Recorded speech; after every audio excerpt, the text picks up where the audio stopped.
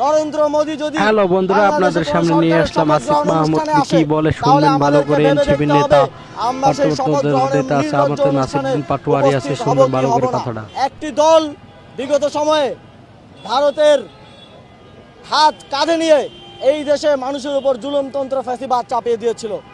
আমরা আবারও দেখছি নির্বাচিত হওয়ার সাথে সাথেই তারা আবারও ভারতের কসাই খেত নরেন্দ্র মোদীর হাত তাদের কাঁধে চায়।